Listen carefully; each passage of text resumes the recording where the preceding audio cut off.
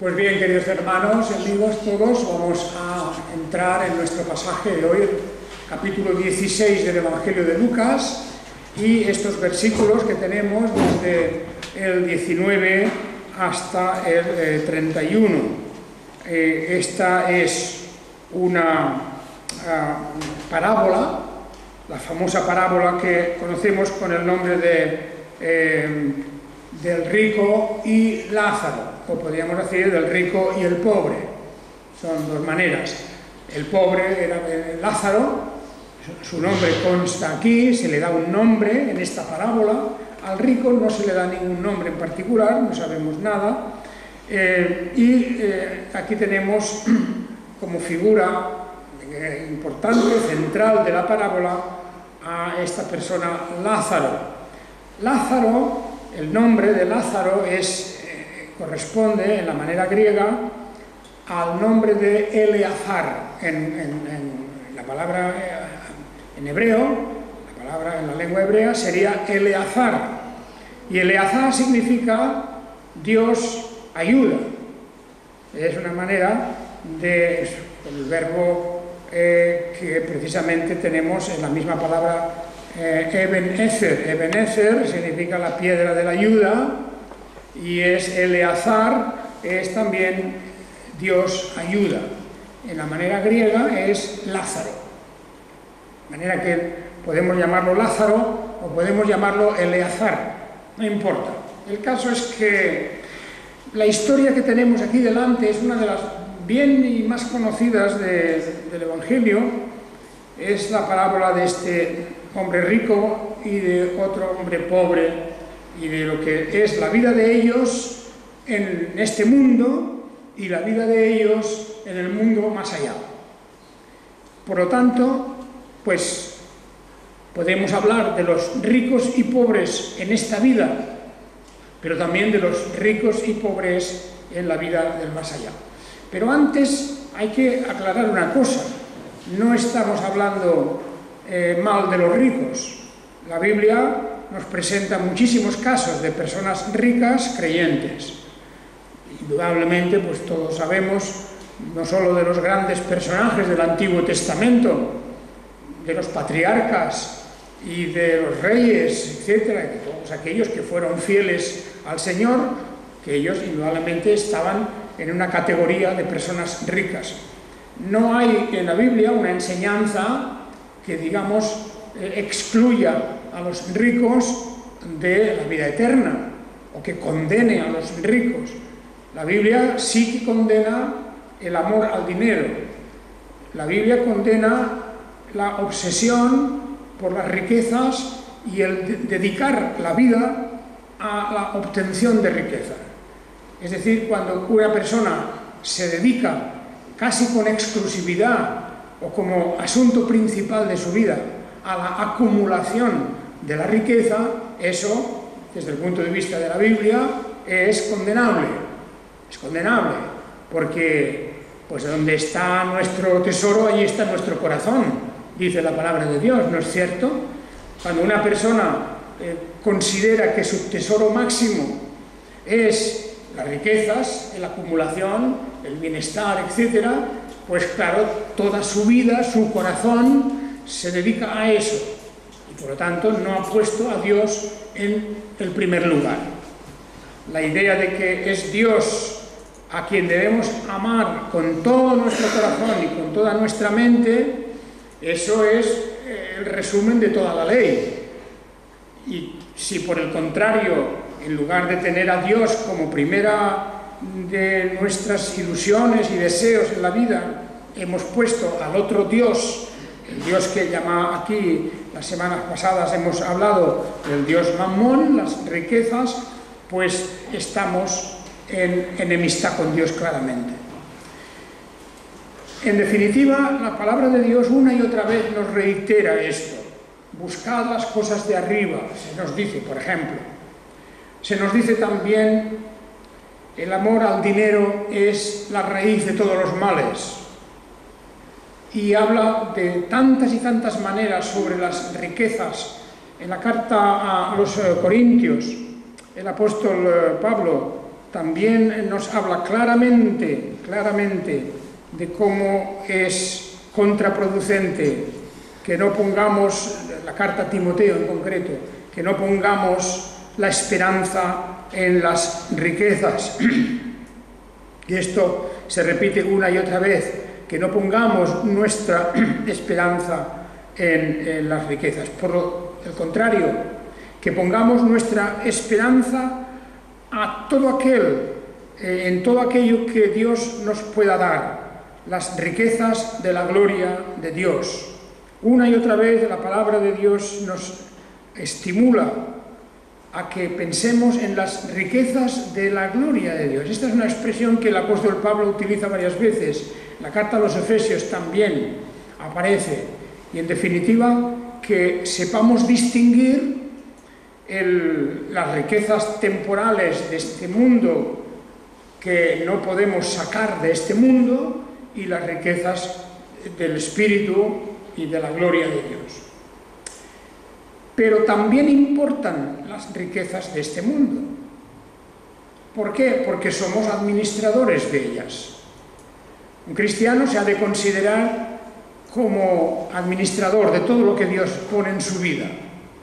No solo las riquezas, nuestro tiempo, nuestros talentos, la capacidad que tengamos, los dones que recibamos de realizar cosas, el que tenga el don del estudio, de la investigación, el que tenga pues el don artístico y otros muchos dones que Dios reparte, hemos de considerarlo siempre como algo que debemos administrar.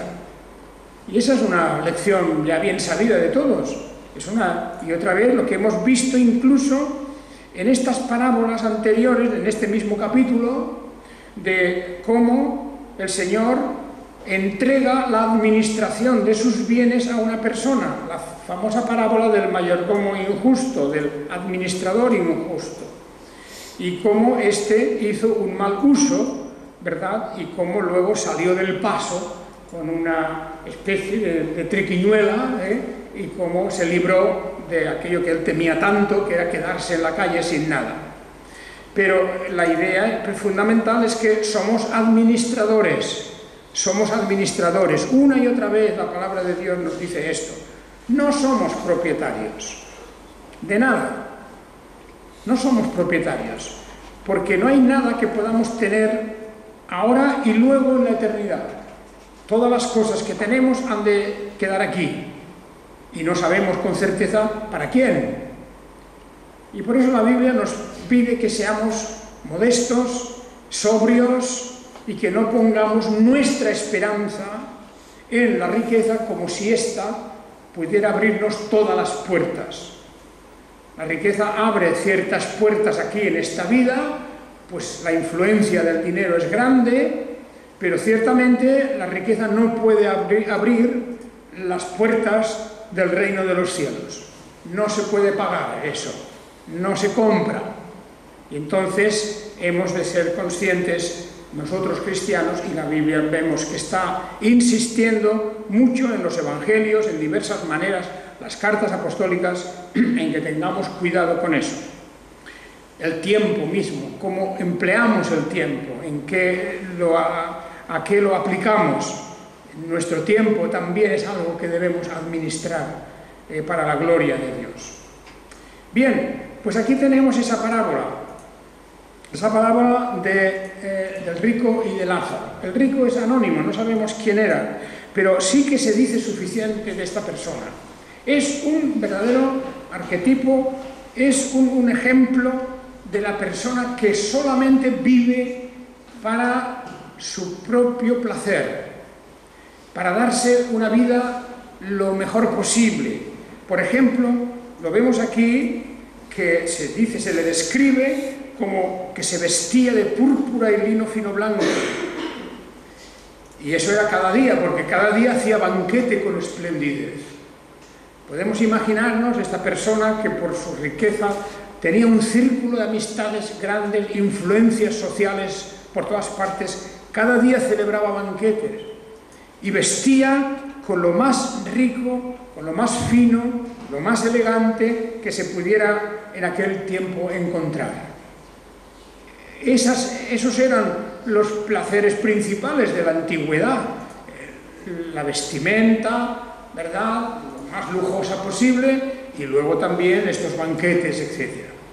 Bueno, pues en cada época la gente busca sus pasatiempos, sus entretenimientos y también sus placeres. Y esto era lo que hacía este hombre. No pensaba en otra cosa, es evidente. Es un poco como aquel otro joven rico que le comentábamos semanas atrás, que lo tenía todo ya. Tenía tanta riqueza y tenía tantas reservas que ya incluso siendo joven, ya se consideraba a salvo de todos los contratiempos que pudieran venir en adelante. Confiaba tanto en su dinero, en su riqueza, que lo demás no le importaba, no se daba cuenta de lo frágil que es la vida, por ejemplo. Y este hombre aquí en Lucas 16 parece algo parecido, es algo semejante. Y hemos de pensar en estos banquetes que además dice con esplendidez. No eran simplemente algunos de los otros banquetes que aparecen en las Escrituras, o de las comidas que se celebraban, en donde Jesús mismo había acudido, donde aquí no eran comidas normales, pero cada día banquete con esplendidez. Podemos imaginarnos el carácter de esta persona, seguramente muy superficial, solamente fijándose en lo llamativo de sus vestiduras y comparándolas con las de los otros y buscando los mejores manjares, etc. Todo eso para demostrar su grandeza, para presumir de sus riquezas delante de los demás. Eso es un carácter que se produce muchas veces, se da muchas veces. Es un carácter que sabemos, ¿verdad?, en ciertos personajes en las esferas altas de la sociedad. Bueno, pues ahí lo tenemos. Y viene enseguida, no olvidemos que esto es una parábola. Quiero decir que cuando estamos hablando de parábolas, son personajes imaginarios, aunque representan personajes reales. Y que muchos de los datos y de las cosas que se dicen en una parábola no pertenecen al mundo real, es una cosa imaginaria. Esto hemos de tenerlo en cuenta en esta parábola también. En contraste con este hombre rico aparece Lázaro, Eleazar, vamos a llamarlo, porque él era un judío y su nombre real sería Eleazar. Cuando se tradujo al griego se le pone de nombre Lázaro.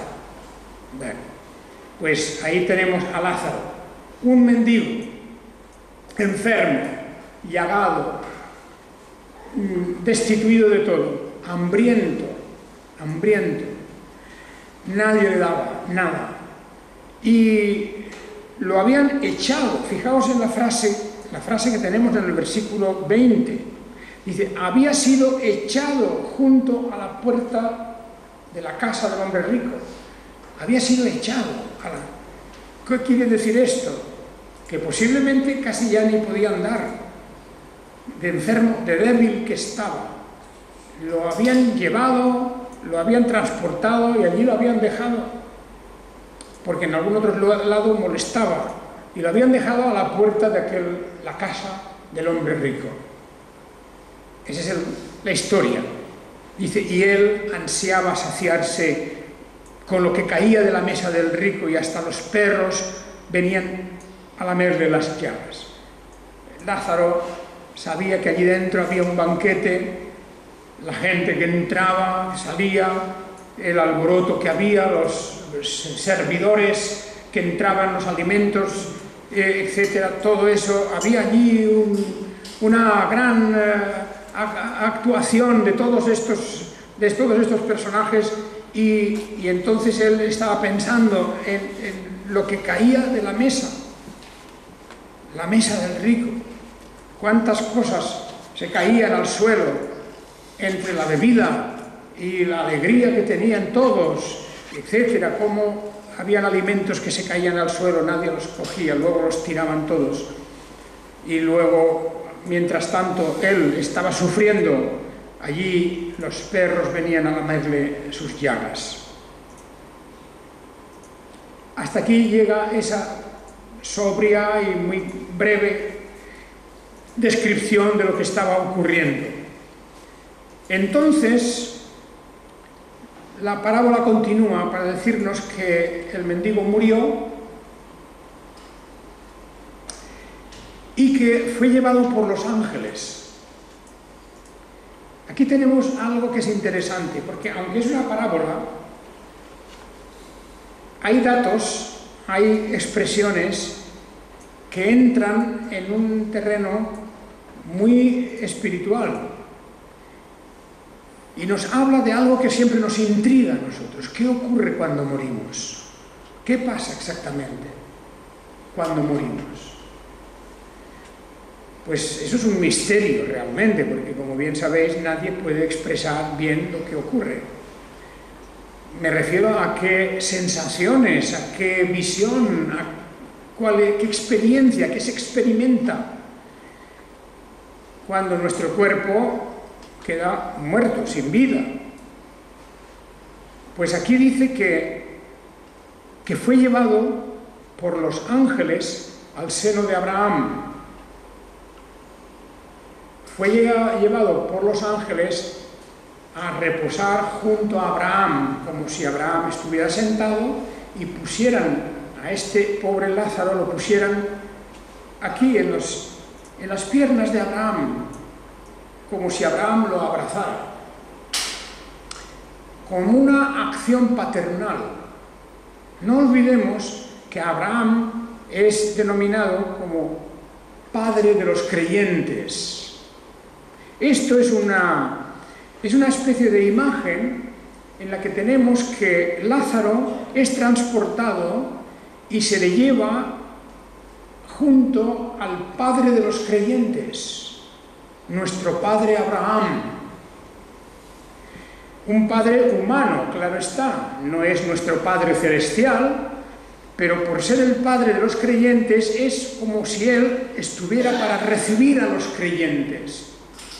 Como si nuestro primer encuentro con alguien del más allá fuera con Abraham, porque él es el padre de los creyentes. Es como si nos llevaran a nuestro padre, como si nos hubiéramos perdido de niños y nos recogen y nos llevan a nuestro padre.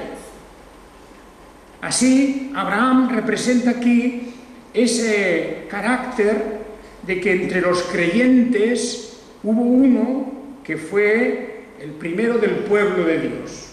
No es el primer creyente, porque ya sabemos que Abel figura entre los primeros creyentes, pero Abraham es el primero del pueblo, de la iglesia de Dios. Y lo llevaron los ángeles, como si nos quisiera decir que después de la muerte, nuestro espíritu, tal como en la Escritura nos habla de lo que somos después de la muerte, nuestro espíritu es llevado y transportado por ángeles. Una idea imaginaria, pero muy plástica, muy real, de que son los ángeles de Dios, sus ministros, sus servidores, los que llevan nuestra alma, nuestro espíritu a la presencia divina, pero antes a reposar junto a Abraham, nuestro padre Abraham. Por tanto, podríamos pensar que inmediatamente después de la muerte, nuestra primera visión ha de ser de los ángeles de Dios que vienen a llevarnos. Eso es una imagen muy bíblica. Muy bíblica. Los ángeles de Dios están siempre en el cuidado y al servicio de Dios, pero el cuidado de su pueblo. El ángel del Señor acampa alrededor de los que le temen. Están con nosotros, sus ángeles. Y cuando uno de nosotros muere, esos ángeles nos llevan en ese viaje especial, en esa experiencia indescriptible que no conocemos, pero del que hay ya aquí unos indicios importantes, ¿verdad? Fijaos, murió el mendigo y fue llevado por los ángeles al seno de Abraham. Primera etapa, allí junto a Abraham, a ser recibido por nuestro padre Abraham. Bien, eso es lo que se dice de Lázaro. De Lázaro, aquel a quien Dios ayuda. A quien Dios ayuda. Y vemos aquí que su vida termina de una manera miserable, su vida en este mundo. Termina así, enfermo, llagado, hambriento, despreciado, pero luego los ángeles lo llevan hasta el seno de Abraham, al regazo de Abraham, como si Abraham lo abrazara y lo cogiera. Y luego dice, murió también el rico y fue sepultado. Murió el rico y fue sepultado. Nada más se dice de eso. Pero fue sepultado, pero su destino es el Hades, que es una palabra en la que encontramos en la Biblia diversos aspectos. Puede ser en general el mundo de los que han muerto, simplemente para referirse a la muerte y nada más, sin distinguir qué ocurre, si es para condenación o para salvación. El Hades es el mundo de los muertos, pero aquí es no solo el mundo de los muertos, sino el mundo de aquellos que tienen que dar cuenta de su injusticia, del pecador no arrepentido, del que ha vivido para sí mismo, o del que ha vivido avasallando a otros, o del que ha vivido con malas artes, o de aquel que ha perseguido la verdad y que ha puesto su asiento en la injusticia. Tantas cosas que podríamos decir. En este sentido, el Hades representa lo que podríamos llamar también el infierno.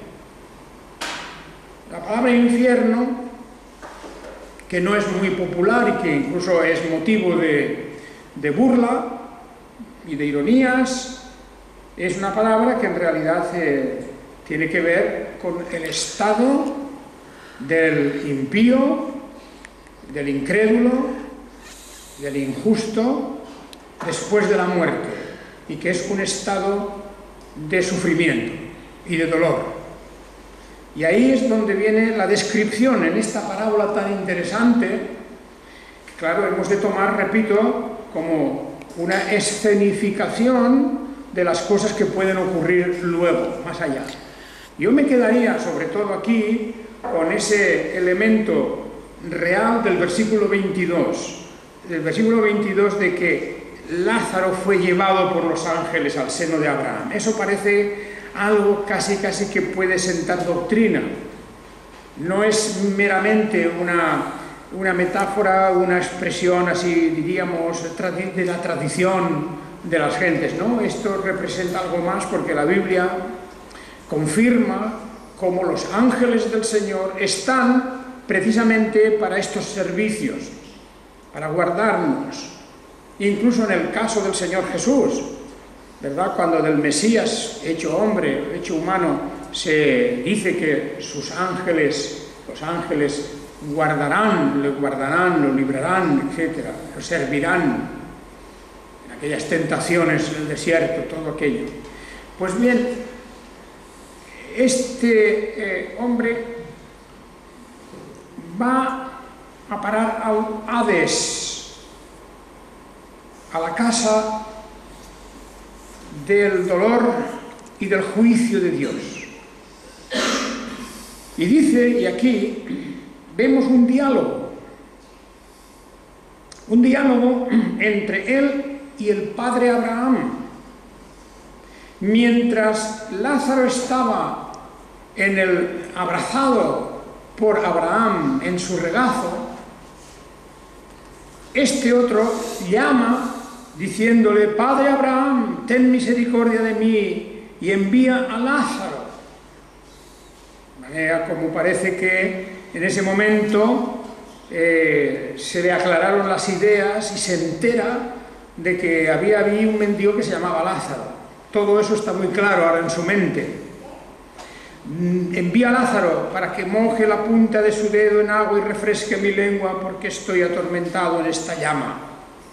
Hoy, precisamente en el estudio que hacíamos del libro de Apocalipsis, estábamos hablando de estos juicios de Dios, de los juicios como los que vemos allá en el capítulo 14, etcétera, y de otros lugares del Apocalipsis, y cómo esos juicios, claro, se describen en términos físicos. También la llama, pero es una llama que nunca se apaga, la llama que arde continuamente, que te quemas continuamente por la eternidad, no consume el cuerpo, no es un cuerpo que se consuma y que se acabe en cenizas, sino que dura siempre. Es una manera de decir los juicios de Dios, y la condenación no es algo temporal, es eterna, y esa es una constante bíblica, no tiene vuelta atrás.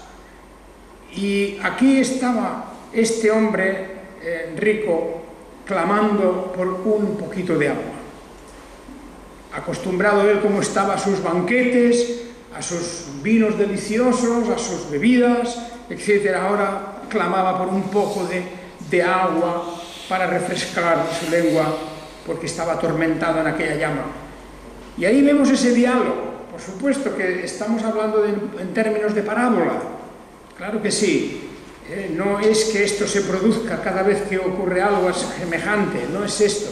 Es una historia que nunca ocurrió, pero que el Señor nos la da aquí para darnos una imagen de lo que puede ser el más allá.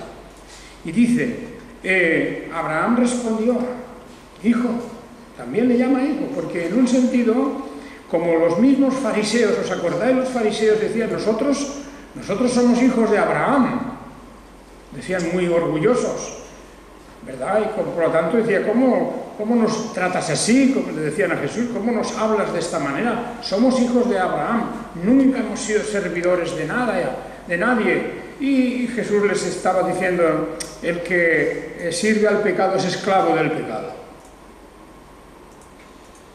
Pero eran hijos de Abraham, es verdad, porque biológicamente eran hijos de Abraham. Espiritualmente también, en un sentido de que pertenecían al mismo pacto y estaban allí dentro del mismo pueblo. Le responde, hijo, recuerda que recibiste tus bienes en tu vida y Lázaro asimismo los males, pero ahora es consolado aquí y tú atormentado allá. Ha cambiado todo. El que era rico en esta vida, ahora es un miserable, atormentado. El que era pobre en esta vida, ahora en la otra vida es rico. Rico no en términos de dinero, rico en que tiene todo lo que Dios tiene, porque somos herederos de Dios y coherederos con Jesucristo. Esa es la realidad. No es una riqueza que se pueda medir, ni todas las riquezas de este mundo juntas, ni lo que tienen todos los hombres ricos de esta vida juntos, se puede comparar con los tesoros celestiales. Y por eso Jesús nos insiste una y otra vez que no nos afanemos tanto por esa acumulación exagerada, injusta muchas veces de la riqueza, sino que vivamos para las riquezas espirituales, porque esas permanecen para siempre, no se acaban, no se agotan, no se estropean, no nos las pueden robar, nada de eso ocurre. El que es rico en Dios y en las cosas de Dios tiene su eternidad feliz y asegurada. Esa idea de la seguridad, ¿verdad? De tener seguridad, como el joven rico. Alma mía, gózate, reposa, descansa, alégrate, porque tienes todo. pero no tenía nada más que unas cosas que se iba a dejar aquí, en este mundo, y luego él al día siguiente ya no estaría en este mundo. Bien, ahí tenemos ese diálogo que el rico y Abraham están llevando, el rico y Abraham. Recuerda que recibiste tus bienes en tu vida, pero Lázaro tuvo los males y ahora se ha cambiado. Él es consolado y tú atormentado. Además de todo eso, dice, entre nosotros y vosotros ha sido puesta una gran sima, de tal modo que los que quieran cruzar de aquí a vosotros no puedan ni de allá pasar a vosotros. Incomunicados. No hay comunicación entre los dos mundos. Habla de una gran sima. No puedes ni verlo, ni oírlo, ni nada. De un mundo a otro mundo no hay comunicación. Son dos cosas completamente separadas. Y por eso es inútil hacer nada. Lázaro no puede ir a calmarle, a darle un poco de agua a aquel hombre que no le había dado ni las migas de lo que caía de su mesa. No podía, es que era imposible, hay una incomunicación. Fijaos, esto también es importante en orden a que no creamos nunca todo lo que se dice respecto a ese mundo del más allá, todo lo que va unido al espiritismo, a la brujería, a todas esas ciencias ocultas, negras, a todo ese mundo diabólico y de engaño en que muchos quieren hacer creer que los que han partido y están en el más allá vienen aquí a hablar con nosotros. Eso no es cierto. Hay una separación total. No se puede. Ni entre ellos, ni de ellos con nosotros. No existe eso. Y realmente la única experiencia que tenemos en los evangelios, es verdad, es la aparición de Elías y de Moisés junto al Señor Jesucristo. Es verdad, en aquella transfiguración de Jesús, cuando aparecen estos grandes profetas de Dios, y ellos sí han llegado a venir a este mundo y hablar con Jesús, y esa es la única experiencia real y verdadera, que no admite más interpretación, que es lo que los evangelios nos dicen. Pero fuera de eso hay incomunicación. Y luego viene, fijaos aquí, es interesante ver en el versículo 27 cómo este hombre rico ahora recapacita y se preocupa por los de su casa. Te ruego que lo envíes a la casa de mi padre, porque tengo 5 hermanos, para que les advierta, a fin de que no vengan ellos también a este lugar de tormento. Este es el versículo 28. No vengan a este lugar de tormento, para que les advierta. ¿Verdad? ¿Cuántas veces en la vida nosotros tenemos esa sensación de que si pudiera ahora avisarle de que no haga esto o haga aquello, tenía que haberlos dicho algo? Eso nos ocurre incluso aquí en la vida terrenal. A veces han pasado los años y nos arrepentimos, y yo tenía que haberle dicho a aquel que no hiciera esto. Y lástima, ahora está sufriendo las consecuencias. A veces los padres se arrepienten de que no han advertido a los hijos suficientemente de las cosas, porque sabemos por la experiencia, sabemos lo que ocurre después, de los hijos que no quieren estudiar o que no quieren trabajar, y luego no se dan cuenta que cuando ellos sean mayores no tienen futuro, no pueden hacer nada. La miseria les espera, la miseria, la pobreza. Pues bien, siempre hay esa idea de poder avisar a alguien de las consecuencias. Y este se acuerda aquí de sus hermanos, para que no vengan a este lugar de tormento. Pero Abraham le dice otra vez, no. No le dice nada de que Lázaro no puede ir, ya no hace falta, ya se lo ha dicho. Hay una sima, hay un abismo, Lázaro no va a ir a avisar a los que están en la tierra, porque los que están en la tierra ya tienen un testimonio, ya tienen una advertencia, tienen a Moisés y a los profetas, óiganlos, hagan caso, obedezcan lo que han dicho. Lo que ellos han escrito es la palabra de Dios, es la Escritura, es suficiente. Fijaos que esto es importante porque lo que se nos dice aquí es que el testimonio de las Escrituras es bastante, es suficiente. La cuestión es interesarse. Tantas personas tienen la Biblia en su casa, las mejores Biblias, a veces varias Biblias, todas las versiones posibles, las mejores presentadas, ilustradas, etc., y no hacen caso. Tener la Biblia en casa es una responsabilidad, por cierto. La persona que tiene la Biblia en su casa, la tiene al alcance de la mano y no hace caso,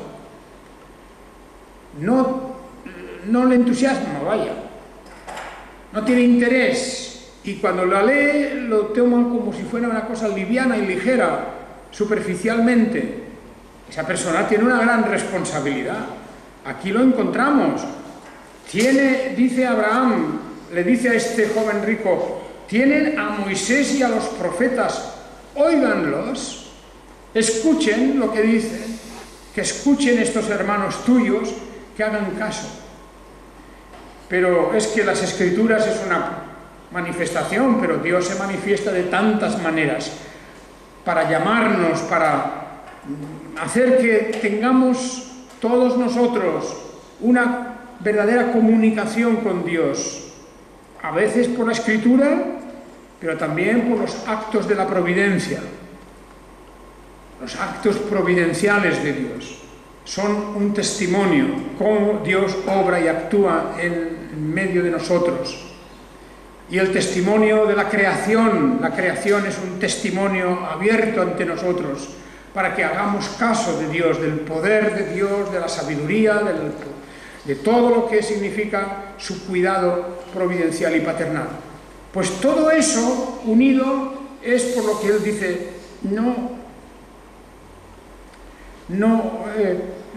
eso no es suficiente. ¿Qué quiere la gente?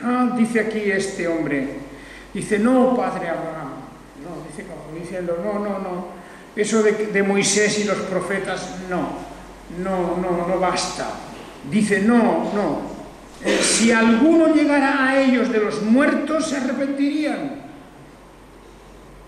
Esa es la idea de mucha gente, que entre bromas muchos dicen, bueno, si viniera alguien del otro mundo y me lo dijera, pues bien, pero como no ha venido nadie del otro mundo,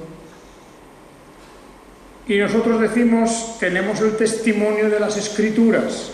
Nuestra respuesta es, tenemos la Escritura, la palabra de Dios, tenemos el testimonio de Dios directo.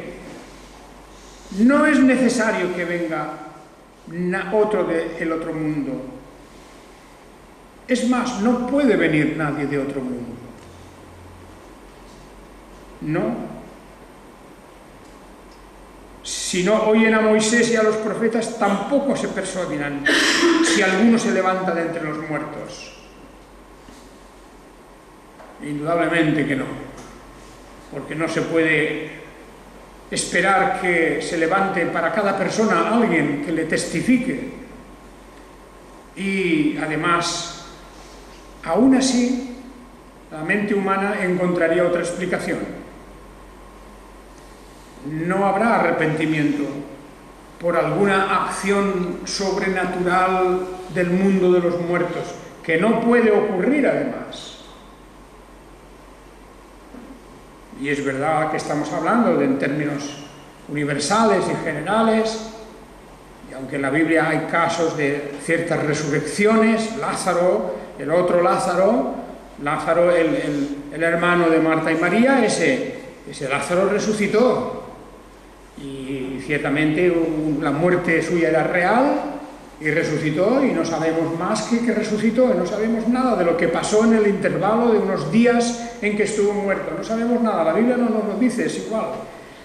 Pero sí, son casos puntuales, hubieron unas resurrecciones que fueron vistas cuando Jesús mismo murió en la cruz, y hubo varias cosas raras, extrañas, pero que no constituyen una doctrina, no, son hechos milagrosos, especiales, signos de lo que estaba ocurriendo, que era la muerte del Hijo de Dios en la cruz.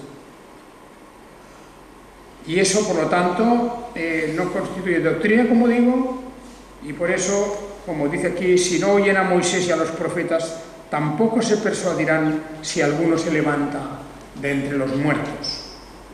Bien, hermanos, este es un pasaje muy solemne, es una parábola muy solemne porque nos pone frente a frente a la realidad de la muerte y del más allá.